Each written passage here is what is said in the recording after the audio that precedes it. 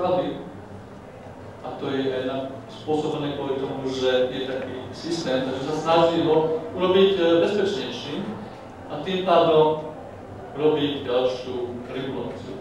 Ludwig von Mises povedal, že každá vládna intervencia plodí ďalšiu intervenciu, pochopiteľne, a to je potom dominový efekt intervencií, až potom my, samotní ľudia, ktorí máme rozhodovať, sme tak obmedzovaní, že naše rozhodnutia sú neefektívnejšie.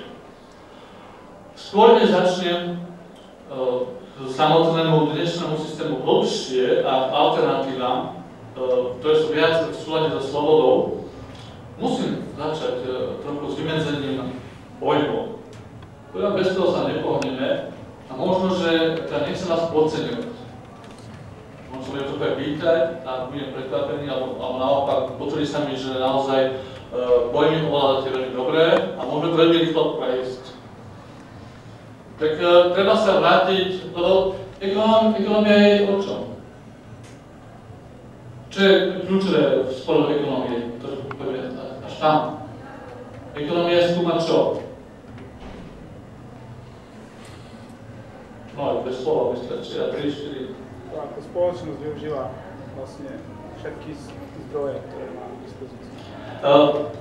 Keď hovoríme o neobmedzených potrebách a obmedzených zdrojoch, tam určite je, ale zabudnime na spoločnosť, tá je len výslednicou, vždy rozhoduje človek, jednotlivé, že skúma ľudské rozhodnutia jednotlivca, áno, ktorý sa rozhoduje o neobmedzených potrebách, pri obmedzených zdrojoch a tak ďalej, ale vždy si musíme pamätať, že je to o rozhodnutí človeka. Spoločnosť je len výslednicou, zoskupením ľudí. Ale čo som chcel povedať, je aj o skúmaní príčin a dôsledkov.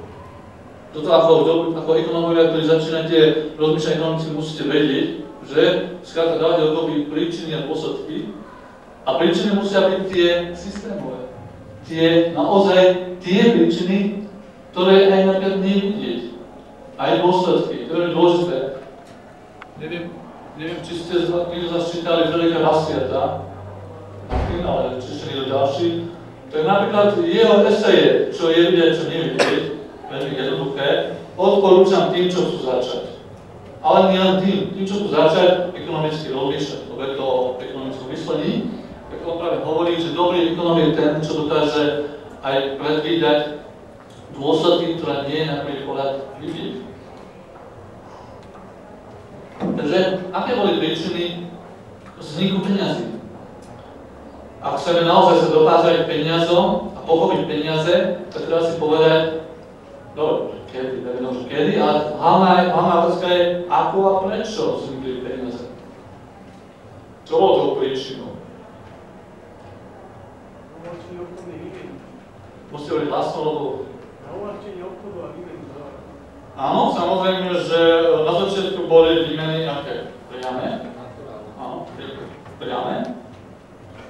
Niečo za niečo, ale to je komplikované, pochopiteľne, prináša to a už ekonomia nevie opakovať pojmy transakčné náklady, samozrejme tým spojené, to musí vedieť o pojmy, čo za tým je. To znamená, že je to problém s komplikáciou nájsť zhodu potrieb pri viacerých výmenách takýchto priamých.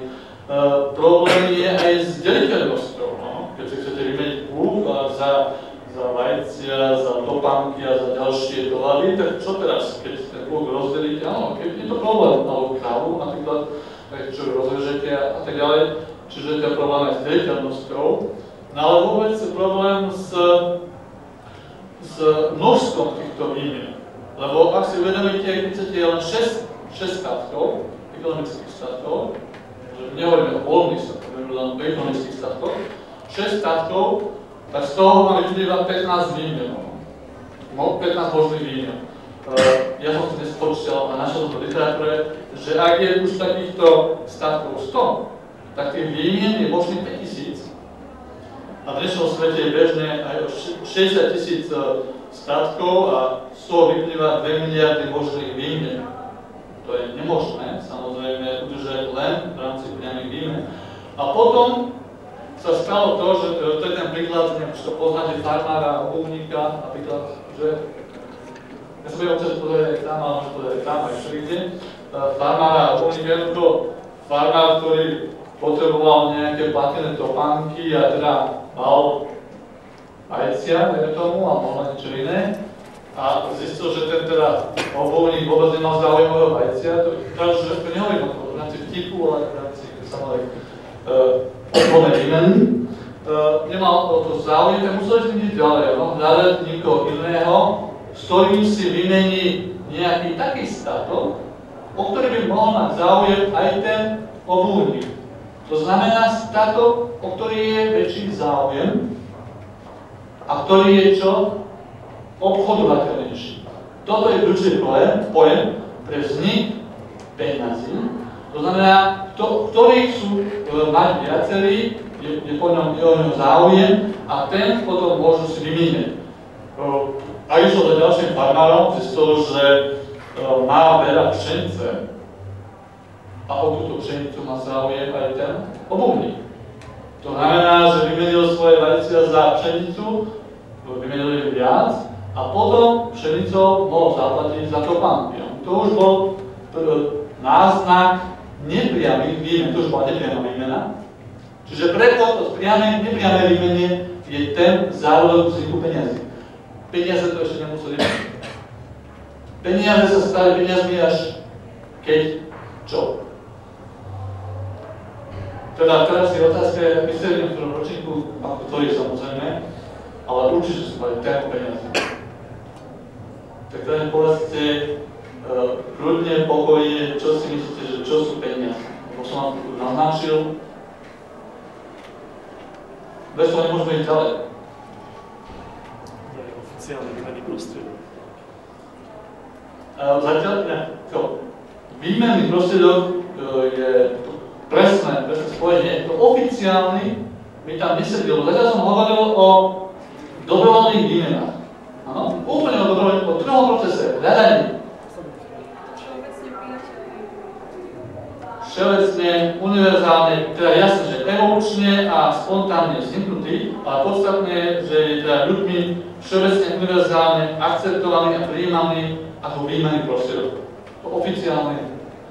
To sa do toho dostalo, viete, musíme nám zabúdať, lebo to je potom deformácia. Podstata peňazí nestáva oficiálne, ani na nutenie, dobrovoľne, trhovo, ľudia na základe svojich výmien, pokusov a omylov postupne zistili, že sa im oplatí selekciou najobchodovateľnejšieho statku, že sa im oplatí práve týmto platiť za iné statky. Čiže to je výmenný prostriedok medzi inými statkami.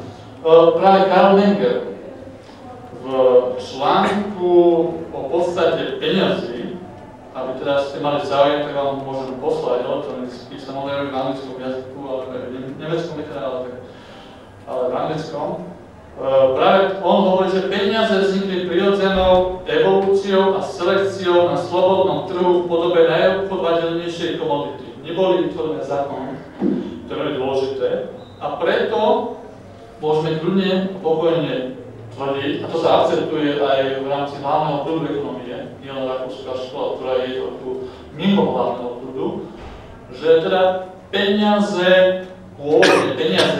vznikli trhovo, dobrovoľne, spontánne. Áno.